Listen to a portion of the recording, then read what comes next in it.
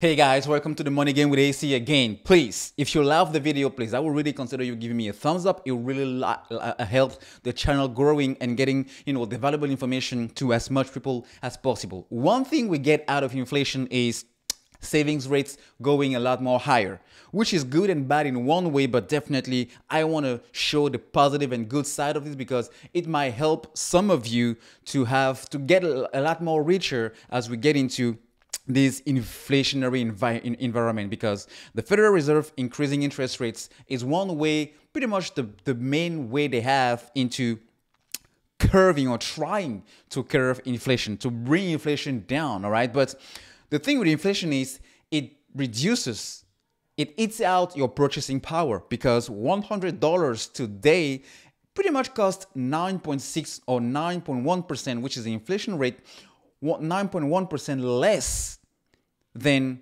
what it was just a year ago. So just imagine the amount of stuff you can buy now with $100, which is way below the amount of stuff you could buy just 1 year ago, because inflation has now, caused prices to go up. So I need to find a way to, make my money, make my dollars still have the same value, or my net worth not to be impacted negatively by inflation. So one way to do that is to save money in these current times, whatever the case might be. Whether you want to take advantage of some of the opportunities that may create themselves or show up, because recession will be a lot more worse than what we think as of today, maybe in a couple of months, maybe in a couple of years, nobody knows. Or it's just for you to, I'm not going to be risky, because nobody knows exactly where we are headed as far as the economy goes. So I want to protect myself and be ready. So I'm going to put some money aside in order to be ready, or have a cushion. All right.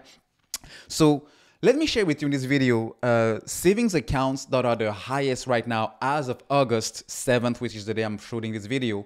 And it's going to pretty much give you a pretty clear indication on where is the best way or the best banks to have a savings account. Because just 6 months ago, if you had $100,000 into a savings account,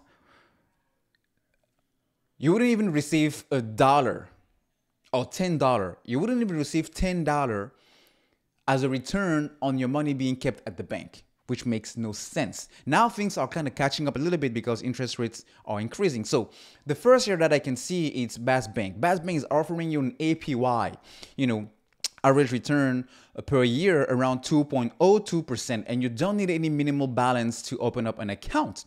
Then you have CIBC. CIBC will offer you 1.95%, but you need to have at least a minimum balance of $1. And then Citibank, which is one of the high savings accounts my wife and I are using right now as our emergency funds. So I think it was already the highest, but it's still on the top 3. And that right now I think it's around 1.9%, but you have no minimum balance to open up an account. Now, and then we have VO Bank. Never heard of this, but APY is very decent, 1.85%, but you need a minimum balance of 100. And then you have SoFi 1.8, Live Oak Bank 1.75, Citizens 1.75, but your minimum balance here is 5,000. And then you have Synchrony Bank, which I knew, 1.65. Then Barclays 1.65, Marcus from Goldman Sachs 1.5%. So pretty much these are, I will say, the top 10, around 1.5.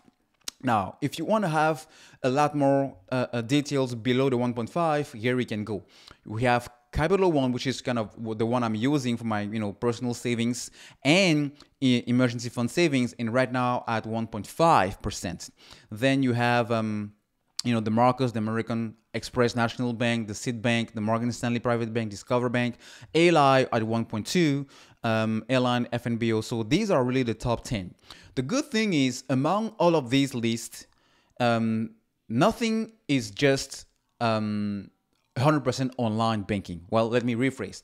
It's online banking for some of them or a lot of them, but like Citibank, Capital One, Barclays, CIBC, Marcus, Morgan Stanley, ALI, you maybe not ALI, you have a branch, right? You have a branch. So if things you want to, have somebody you can go sit with a personal banker and have something resolved, you can do that.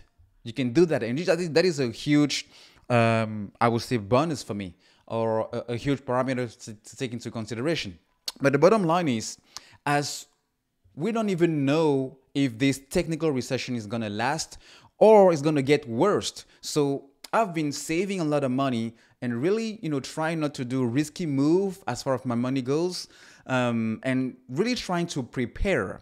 And I was a little bit frustrated. I mean, I was frustrated a lot, because just 10,000 in the bank at this time last year, at least you would have a couple of hundreds in terms of APY in your savings account. But now, I mean, up to this point, it was pretty much close to zero. But now things are kind of going back up. It's very interesting, because we need to find ways, whether it's savings, whether it's, consuming less, using less debt, or finding ways to have, additional couple of hundreds of dollars here and there, just to make sure our money is growing, because that's the bottom line. We want our money to keep growing, especially now that inflation is high. It's not going to remain high, indefinitely. It's going to start creeping back down, and I believe we'll start seeing this July. But interest rates, as we're seeing now in savings, is definitely a good way to help, sustain and get our money to continue to grow and not get impacted negatively by this whole inflation thing, with price going crazy. So let me know in the comment section, guys, what you think. I think it's something that we need to take advantage of, and yeah.